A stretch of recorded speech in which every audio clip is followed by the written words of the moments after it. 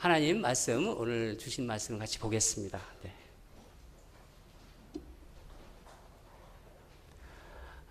요한복음 1장 19절에서 28절 한 절씩 교독하고 마지막 절은 같이 읽겠습니다.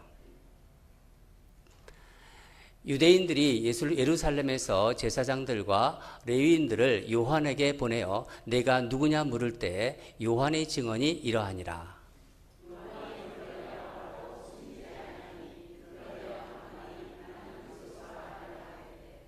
또 묻되 그러면 누구냐? 내가 엘리야냐? 이르되 나는 아니라. 또 묻되 내가 그 선지자냐? 대답하되 아니라.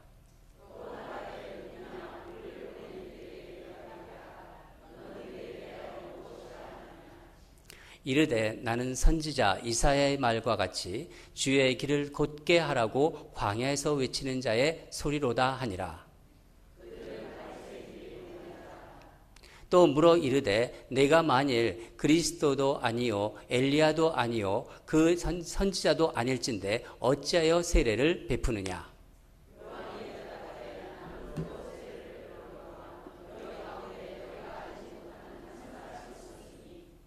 곧 내 뒤에 오시는 그이라. 나는 그의 신발끈을 풀기도 감당하지 못하겠노라 하더라.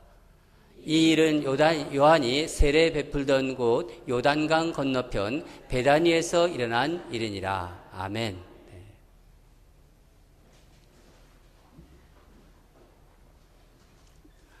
네. 오늘 말씀은 예수로 답하는 인생이라는 제목으로 여러분과 말씀을 나누도록 하겠습니다.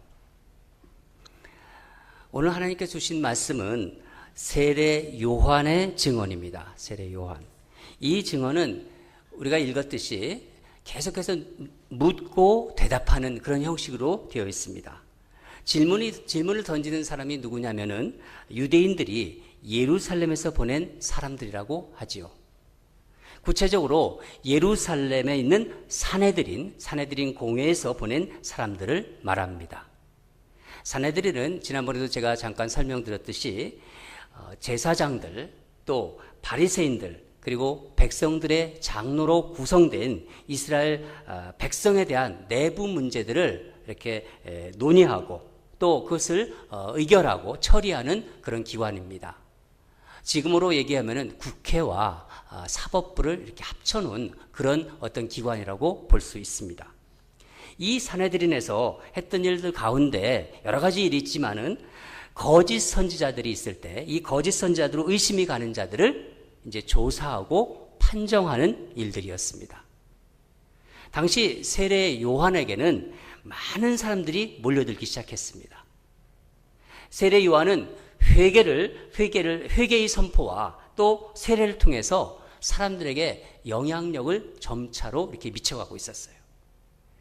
사내들인 입장에서는 주목하지 않을 수가 없었습니다.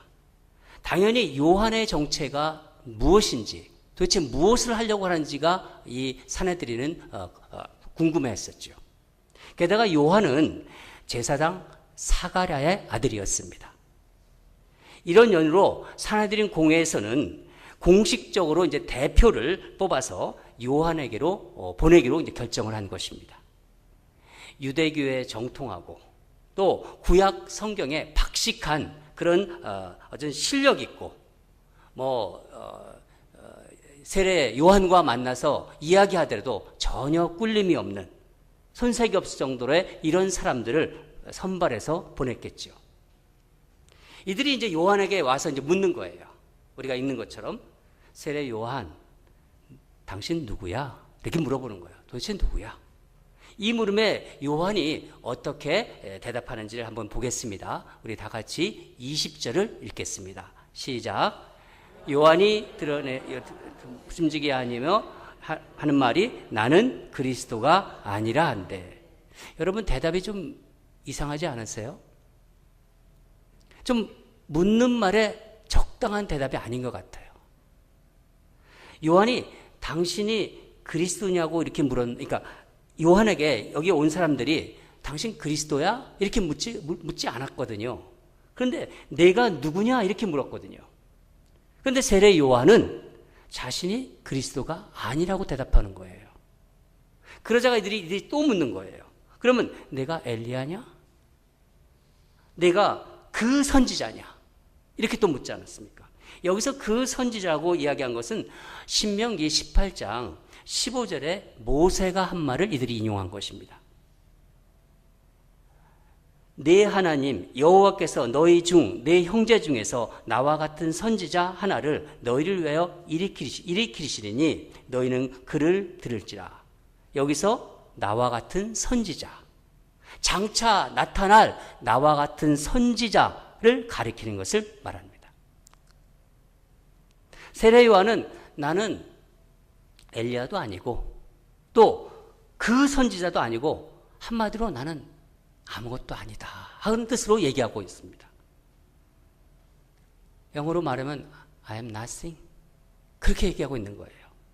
다 같이 세례 요한이 어떻게 얘기하고 있는지 한번 23절을 읽겠습니다. 23절 시작. 이르되 나는 선지자 이사야의 말과 같이 주의 길을 곧게 하려고 광야에서 외치는 자의 소리로다 하니라. 나는 외치는 자의 소리라는 거예요. 소리. 그저 소리에 불과한다. 자기가 소리에 불과하다는 거예요. 여러분들이 이해를 돕기 위해서 제가 하는 설명을 드리겠습니다. 여러분 사극 드라마를 보시지 않습니까? 사극 드라마에서 간혹 이제 임금님, 그 왕이죠. 왕이 이렇게 행차할 때 상감마마 납시오 그러잖아요. 그렇죠? 상감마마 납시오. 그러면 일제히 사람들이 쫙 엎드립니다. 그렇죠? 왜 그런 예를 갖추는 거죠? 바로 왕, 상감마마가 납시니까 상감마마가 행차하기 때문에 그 예를 갖추는 거예요. 그런데 누구도 그 상감마마 납시오라는 그 말을 하는 사람을 그 말을 하는 사람 때문에 그 예를 갖추는 사람은 없어요. 그렇죠? 소리, 그 소리라는 거예요. 자기는 그런 소리라는 거예요. 세례 요한이. 그러자 이제 이 바리새인들이 그렇게 소리에 불과한 사람이 무슨 자격으로 그러면 세례를 왜 세례를 주고 다니느냐? 이 얘기를 묻고 있는 거예요. 바리새인들의 질문은 만일 네가 이 세례 요한이 너 메시아도 아니고 너 그러면 엘리야도 아니고 또 그 선지자도 아닌데 오기로 했던 그 엘리야도 아닌데 그럼 네가 왜 그러면 세례를 주느냐? 이렇게 지금 묻고 있는 거예요. 이 질문에 대해 요한은 동문서답하듯이 다시 주님에 대해서 증언합니다. 다 같이 26절과 27절을 읽겠습니다. 26절 시작. 요한이 대답하되 나는 물로 세례를 베풀거니와 너희 가운데 너희가 알지 못하는 한 사람이 섰으니 곧 내 뒤에 오시는 그이라. 나는 그의 신발끈을 풀기도 감당하지 못하겠노라 하더라. 요한은 자기 뒤에 오실 주님의 이야기를 지금 하고 있는 것입니다. 그런데 요한은 여기서 신발끈이라는 표현을 지금 사용하고 있지요. 당시 이스라엘에는 제자와 스승과의 관계를 이야기할 때 제자는 스승을 위해서 모든 일을 다 할 수 있다고 생각하는 그런 경향이 있었습니다. 종이 있죠. 그럼 종이 상전을 위해서 하는 일들은 다 할 수 있다. 그렇게 생각했는데 한 가지 예외가 있었습니다. 아주 천한 일이라고 여기는 것이 있었는데 그것은 제자가 스승의 발에 신발끈을 푸는 일이었습니다. 제자의 입장에서는 스승을 위해서 어떤 일이든지 다 할 수 있다고 생각하는데 그것만은 하지 않는다는 것입니다. 왜냐하면은 이 신발끈을 풀고 매는 일은 일반적인 종들도 하지 않는 일이에요. 일반적인 게 아니라 또 특수한 종이 있습니다. 그 일반적인 종이 할 수 있는 일보다 더 비천한 일로 여겼기 때문입니다. 세례 요한의 증언의 핵심은 자신의 비천함에 있다기보다는 내 뒤에서 지금 오시고 있는 그분, 자기 삶의 전부를 흩어지는 소리처럼 지금 얘기하고 있잖아요. 나는 흩어지는 소리다. 나는 아무것도 아니다. 그렇게 이야기하면서 예배하고 있는 바로 그분이 얼마나 고귀하고 얼마나 고매하고 얼마나 귀한지를, 얼마나 특별한 그분인가를 지금 증언하고 있는 것입니다. 세례 요한은 마음은 온통 그분에게 다 쏠려 있는 거예요. 요한은 자신이 베푸는 세례의 정당성이나 의미를 증언하는 것이 아니라 자기 뒤에 오시는 그분, 바로 메시아에 대해서 증언하고 있는 것입니다. 그럼 여러분, 그렇다면은 요한의 증언을 들은 이 제사장들, 또 이 바리새인들이 산헤드린 공회에서 이 사람들을 보냈잖아요. 그럼 돌아가서 보고를 해야 되잖아요. 뭐라고 보고했을까요? 세례 요한은 바람이에요. 바람, 아무것도 아니에요. 본인이 바람이라고 했잖아요. 예루살렘에서 요단강 건너 베다니까지는 한나절 거리입니다. 다시 돌아가서 예루살렘에 돌아가서 그들은 세례 요한에 대해서 보고할 것이 별로 없었을 것입니다. 단지 우리가 알지 못하는 사람이 세례 요한 뒤에 온댄다. 그거는 세례 요한이 얘기했어요. 그 사람을 얘기할 것입니다. 세례 요한이 메시아라고 얘기했잖아요. 이 메시아라고 부른 한 사람, 이 한 사람이 그것을 얘기했을 것이고 산헤드린은 이 한 사람에 긴장했을 거예요. 메시아라고 이야기했기 때문에. 사실 요한은 그가 말한 것처럼 메시아는 아니었지만 메시아가 오시기 전에 오기로 한 엘리야였고 선지자였습니다. 예수님도 그렇게 말씀하셨어요. 이사야가 예언한 말, 하나님께서 메시아가 오시기 전에 보내겠다고 말씀하신 바로 그 엘리야의 성정을 가진 사람이 바로 세례 요한, 본인도 그것을 알고 있었을 것입니다. 그러나 요한은 내가 엘리야냐? 이렇게 자꾸 묻는 질문에 나는 엘리야가 아니다 라고 그렇게 말했습니다. 왜 세례 요한은 자기가 엘리야가 아니라고 말했을까요? 요한은 이스라엘 사람들이 기다리던 그 선지자 엘리야라든가 이사야라든가 이런 사람들의 존재를 너무나 잘 알고 있었습니다. 사람들은 엘리야나 이런 선지자에게 그런 사람들이 막 집중하는 것을 요한은 그걸 원치 않았어요. 엘리야가 온단다. 어떤 선지자가 온단다. 이런 것에 집중하는 이스라엘 사람들의 경향을 너무나 잘 알고 있었기 때문에 이 얘기를 하지 않은 것입니다. 요한은 오직 한 사람, 메시아. 하나님께서 기름 부은 자, 그분만이 중요했기 때문입니다. 그분이 지금 바로 내 뒤에 오시고 있는데 내가 뭐 엘리야든 내가 무슨 선지자든 그게 뭐가 중요하냐는 거예요. 사랑하는 여러분, 우리도 결국 생각해 보면은 우리가 다 예수를 믿고 있지 않습니까? 모두 세례 요한처럼 예수님의 길을 예비하는 사람들입니다. 그렇지 않아요? 예수님은 다시 오신다고 하셨어요. 그렇죠? 예수님은 이미 오셨지만 우리에게 또 승천하셨으면서 다시 오시겠다고 말씀하셨습니다. 그렇기 때문에 예수를 믿는 우리는 이미 오신 예수님이 증인으로 살아가는 것이죠. 우리는 그렇게 살아가야 됩니다. 그렇지만은 또 다시 오실 예수님의 길을 예비하는 그런 사람들인 것입니다. 우리가 이렇게 주일마다 함께 예배를 드리잖아요. 이 예배를 드리는 것도 다시 오실 예수님을 예비하기 위한 그런 길이기도 합니다. 저는 오늘 말씀을 통해서 세례 요한의 삶은 우리에게 참 귀한 도전과 교훈을 주고 있다고 생각하고 있습니다.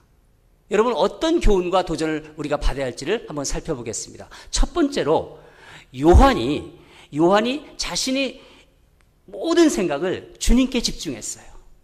자기는 아무것도 아니라고 했잖아요. 바람이라고 했잖아요. 소리라고 했잖아요.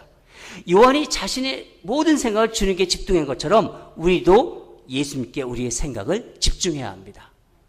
우리 한번 스크린을 보면서 우리 같이 함께 읽겠습니다. 시작. 요한이 자신의 모든 생각을 예수님께 집중했던 것처럼 나도 예수님께 내 생각을 집중하자. 그냥 단지 입으로 하는 게 아니에요. 정말 내가 예수를 믿고 있는 사람이라면은 예수님이 정말 중요한 사람이 되는 거예요. 나에게 있어서 제일 중요한 사람은 바로 예수님이고, 그렇게 생각하는 거죠. 무엇보다도 예수님을 많이 생각해야 되는 거예요. 세상에 생각할 게 너무 많아요. 그렇지만은 내가 정말 예수를 믿고 있는 사람이라면은 가장 많이 예수님을 생각해야 한다는 거예요. 여러분, 제가 정말 이렇게 가장 고민하면서 저 자신을 위해서 기도하는 게 뭔 줄 아세요? 목사니까 늘 설교를 준비해야 되잖아요. 좋은 설교를 하는 것, 그런 거 중요합니다. 여러분들에게 좋은 설교를 또 해드려야 되지 않습니까? 또 영향력 있는 어떤 영적인 리더가 되는 것, 그런 거 중요합니다. 그렇게 돼야죠. 또 예수님을 점점 닮아가는 것, 정말 중요합니다. 그러나 제가 고민하고 있는, 제가 가장 중요하게 생각하는 것은 요즘은 정말 부끄러운 고백이지만은 제가 항상 주님을 기억하는 거예요. 제가 주님을 자꾸 잊어버립니다. 여러분들은 어떠신지 모르지만은 자꾸 주님을 잊어버려요. 제가 살아가면서 한순간도 주님을 잊지 않는 것이 제 바람입니다. 한순간도 주님을 잊고 싶지 않아요. 그렇지 못해서 저는 하나님께 늘 죄송하고 여러분 앞에 좀 부끄럽습니다. 자꾸 잊으니까. 예수님을 생각한다는 것은 그냥 주문을 외우듯 예수님, 예수님 뭐 이렇게 말하는, 그렇게 되뇌는 것을, 그런 걸 얘기하는 건 아닙니다. 내 생각의 방향, 내가 생각하는 것, 그런 방향이 완전히 예수님으로 바뀌어지는 거예요. 방향 자체가. 제가 한번 설명을 드리겠습니다. 이런 거예요. 나는 어떤 사람인가? 나는 도대체 어떤 사람인가? 이런 걸 생각할 때 예수님에게는 내가 어떤 존재인가? 내가 예수님을 믿고 있으니까. 예수님이 바라봤을 때 조강왕이라는 사람은 어떤 존재인가? 예수님에겐 내가 어떤 사람인가를 생각해야 한다는 거예요. 그것을 생각한다는 거예요. 예수님이 보기에. 또 한 가지, 삶에 우리가 인생을 살면서 이런 일도 만나고 저런 일도 만나고 얼마나 많이, 참 세상에 여러 가지 일들이 많습니까? 슬픈 일도 있고 기쁜 일도 있고, 정말 어떤 때는 겪어내기 힘든 정말 그 어떤 고난을 겪을 때가 있습니다. 이런저런 상황에서 부닥칠 이 난관을 내가 어떻게 헤쳐나갈 것인가? 그렇게 생각하는 것보다도 이 상황을 하나님이 허락하셨잖아요. 하나님이 허락하신 거예요. 어떻든지 간에. 그러면 이 상황을 허락하신 주님은 내가 이 어려움 속에서 무엇을 하기를 원하는가? 주님이 무엇을 원하는 것을 생각해 봐야 한다는 거예요. 그것을 묻고 기도해야 된다는 것이죠. 또 인생은 참 선택의 연속인 것 같아요. 크면서 이제 또 학교를 선택해야 되잖아요. 이 대학을 가야 될지, 저 대학을 갈지, 아니면 대학을 가지 말아야 될지 계속 선택하고, 직장을 또 이 직장을 선택해야 할지, 저 직장을 선택해야 할지, 아니면 이 비즈니스를 선택해야 될지, 저 비즈니스를 선택해야 할지, 아니면 이 자리에 했을 지, 저 자리에 했을 지, 계속 선택의 연속이에요. 이런 선택의 기로에서 어떤 것이 나에게 유익할까? 그게 우리의 계산이에요. 그렇지만은 바꿔서 예수님이라면은 어떤 길을 가실까? 예수님이라면 어떤 것을 선택하실까? 그것을 생각해야 되는 거예요. 그것을 기도해 보는 거예요. 그게 우리 예수 믿는 사람들의 모습이라는 거죠. 그렇지 않겠어요? 그러기 위해서는 예수님을 좀 알아야 되잖아요. 예수님을 좀 알아야지 우리가 예수님의 마음을 알 수 있지 않습니까? 성경을 읽는 것, 공부를 하는 것, 성경 공부하는 것, 또 하나님 말씀을 듣는 것, 그 모든 이유는 예수님을 더 알기 위해서입니다. 조금이라도 예수님을 더 알기 위해서. 예수님이 싫어하는 걸 뭘지 알아야 되잖아요. 우리 아내가 우리 남편은 이런 거 싫어요. 탁 이렇게 나오잖아요. 아니, 예수님이 싫어하는 걸 모르면 어떻게 알아요? 예수님이 좋아하는 걸 또 알아야 되잖아요, 우리가. 예수님이 이런 일을 하면 정말 예수님을 칭찬한다. 그런 걸 우리가 알아야 되잖아요. 예수님이 아주 슬퍼하시는 것도 우리가 알아야 되잖아요. 성경은, 하나님 말씀은 그런 것들을 알게 해주는 것입니다. 제가 장담하건대 예수님을 많이 생각하면 생각할수록 예수님을 사랑하게끔 되어 있습니다. 제가 이 말씀을 묵상하다가 옛날에 제가 좋아하는 한 여인을 너무너무 좋아해요. 그 여인을 보면서 같이 사귀면서 자꾸 생각이 나는 거예요. 안지나 서나 무슨 유행가 가수 같은데 아이고 막 계속 생각이 나는 거예요. 공부도 하기 싫어요. 그래서 제가 신길동에 살고 있었는데 그때 신길동에서 그 여인은 여인이라고 하니까 좀 신비해 보이는데 여자는 저기에 살고 있었어요. 관악 안양 가는 곳 관악에 살고 있었어요. 근데 너무너무 보고 싶은 거예요. 계속 머릿속에서 생각이 나니까 아버님이 와도 아버님이 오셨구나. 그냥 끝나는 거예요. 어머님이 와도 시골에서 어머님 오셔도 아침 새벽이면 저는 첫 그 103번 그 버스를 타고 갑니다. 그 계속 생각하다가 막 정작 관악에서 내려야 되는데 지나가요. 또 몇 번씩이나 그런 일이 있었어요. 너무 그 여인이 보고 싶고 생각나는 거예요. 제가 왜 이런 얘기를 하는지 모르겠는데 저는 가끔 그런 생각이 들어요. 가끔 생각해요. 예수님을 생각할 때 바로 그때만, 바로 그 순간만 내가 크리스찬 같다는 생각. 그 순간만 내가 크리스찬 같다는 거예요. 여러분들 그런 생각 안 드세요?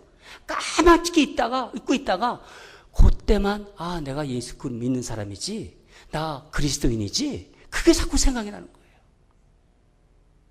여러분 이런 생각을 계속 반복해 가면서 그러면서 예수님이 제자가 되어가는 것입니다. 일부 때 제가 그런 얘기를 했더니 어떤 분이 그 여자분 누구세요? 또 그러더라고요.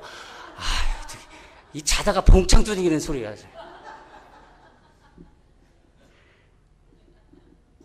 우리는요 그렇게 살아가면서 예수님을 순간순간 자꾸 잊어버리는 그 예수님을 붙잡고 그렇게 내가 하나님 사랑하는 듯이 그렇게 그런 어떤 그 삶을 통해서 그렇게 순간순간 예수님을 잊어버리는 우리를 자꾸 붙잡아 주시는, 또 내가 그렇게 살아가면서 예수님을 자꾸 반복하면서 기억하시고 그렇게 하면서 우리 주변에 예수 안 믿는 사람들이 예수 그리스도라는 분이 살아있구나, 그것을 알게끔 만들어주는 것 같아요.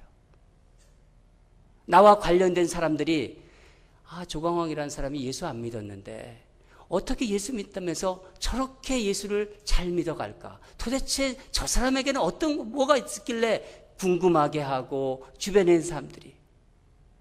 그러면서 예수를 안 믿는 사람들이 예수를 이제 알아가게끔 되는 게 아닌가. 저는 그런 생각을 해봤습니다. 두 번째로 우리도 요한처럼 주님이 오시는 길을 곧게 하자는 것입니다. 우리 2번을 같이 읽겠습니다. 시작. 나도 요한처럼 주님이 오시는 길을 곧게 하자.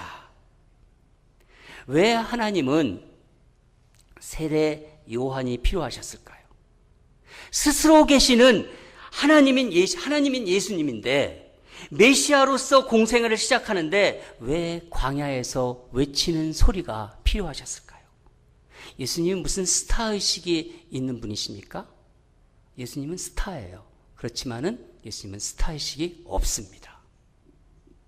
여러분, 하나님은 전지전능하시지만 그렇다고 혼자서 모든 일을 다 일하시는 분이 아니시잖아요.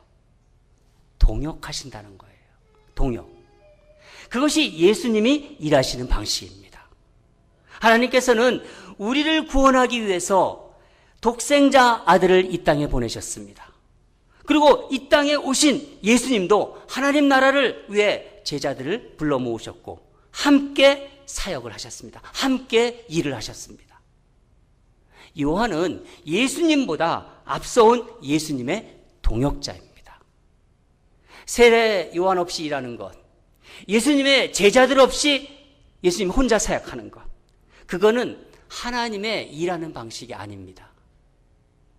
주님은 당신의 신발끈조차도 풀지 못하는 존재라고 고백한 요한과 함께 동역하신 것입니다.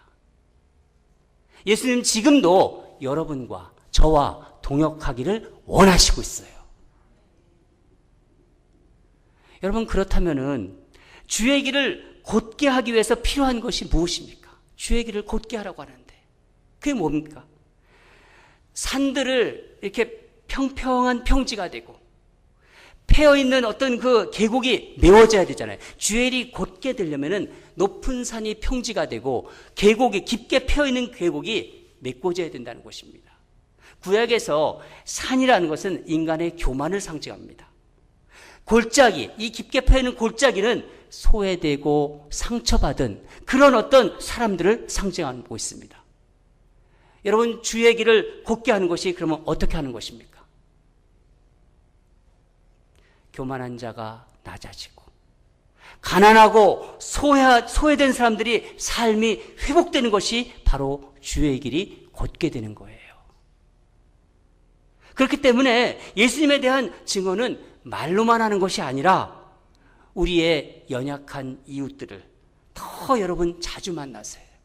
그리고 정말 그들이 필요한 것을 무엇인지 알고 그들을 진정으로 도와야 되는 거예요. 그들을 위해서 더 많이, 지금보다 더 많이 기도하셔야 됩니다. 특히 교회 리더 되신 분들은 골짜기를 찾아다니셔야 돼요. 골짜기는요, 안 보여요. 멀리서 보면은요, 높은 산은 보여요. 그렇지만 골짜기는요, 무엇이 보이는지 보이지가 않습니다. 골짜기는 찾아가지 않으면 볼 수 없는 곳이 계곡이고 골짜기입니다. 사랑하는 여러분, 예수님이 나를 어떻게 생각하실까? 예수님은 내가 무엇을 하기를 원하실까? 예수님께 여쭈어 보시기 바랍니다. 주님께 내 인생 길을 곧게 해달라고 그렇게 간구하는 것이 아니라, 주님 내 길을 좀 곧게 해주세요, 그거 이렇게 간구하는 게 아니라, 주님의 길을 곧게 하기 위해서 주님께서 나를 사용하실 수 있도록, 나를 마음대로 사용하실 수 있도록, 나를 질그릇처럼 사용할 수 있도록 내게 높이 쌓여 있는 게 있습니다. 내게 높이 쌓여 있는 걸 스스로 그 산을 부숴 버리세요. 여러분, 그 산을 부숴 버려야 됩니다. 주님이 마음껏 사용하실 수 있도록. 혹시 이런 생각하시는 분이 있을 수 있어요. 옛날에 나 많이 했으니까 이제 나 좀 쉬어야겠다. 좀 쉬어야겠다. 그렇지 않습니다. 그렇지 않습니다. 공로가, 누구의 공로, 어떤 사람의 공로가 세이브되는 그런 종교가 어디 다른 곳에 있을지 모르지만은, 그런 종교가 있을지 모르겠지만은, 우리가 믿는 기독교는 그런 종교가 아닙니다. 주님의 길을 곧게 하다가 주님께서 부르시면은 그냥 그 길로 쭉 주님이 계신 곳으로 가는 게 우리 크리스천의 인생입니다. 여러분 믿으시죠? 세례 요한은 말합니다. 나는 주의 길을 곧게 하라고 광야에서 외치는 소리로다. 여러분 자신에 대해서 어떻게 증언하십니까? 여러분 스스로를 보면서 자신을 어떻게 증언하십니까? 제가 지난 토요일, 지난 토요일인가 새벽기도 때 이런 말씀을 드렸습니다. 하나님께 진정으로 예배하는 자는 그 삶에서 자신의 품성이 드러나는 게 아니라 하나님의 품성이 드러난다고 말씀드렸습니다. 마찬가지로 우리가 예수님을 많이 생각하면 생각할수록 예수님의 아름다움을 자꾸 알게 돼요. 예수님이 얼마나 아름다운가를 자꾸 경험하게 됩니다. 또 예수님을 정말 사랑하게 돼요. 제가 그 여인을 아주 사랑했던 것처럼 아주 생각을 계속하니까 정말 사랑하게 되더라고요. 그러면 우리에게 예수님의 성품이 드러나는 거예요.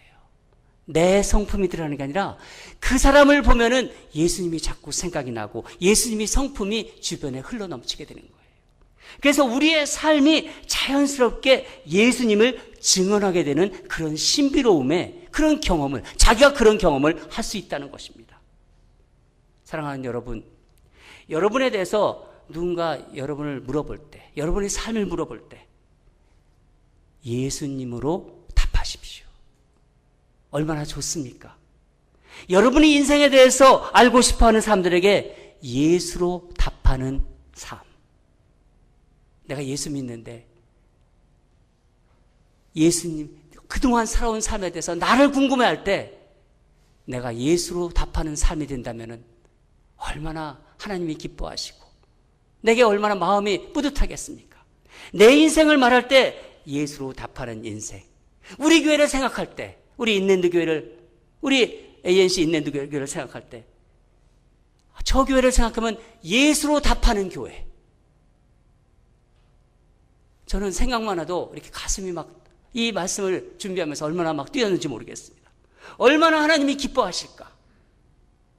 하나님 지금 살아계신데 저 교회만 보면 예수가 생각나. 저 인생들을 보면은 예수가 생각나. 하나님은 복을 안 주실 수가 없을 거예요. 그렇지 않겠습니까? 우리 모두 정말 인생을 살아가면서 내가 예수를 정말 믿고 있다면은 내 인생을 사람들이 물어볼 때 예수로 답하는 인생. 저 교회를 보면서 예수가 생각나는 교회. 그런 우리 성도님들, 그런 교회가 되기를 주님으로 축원합니다.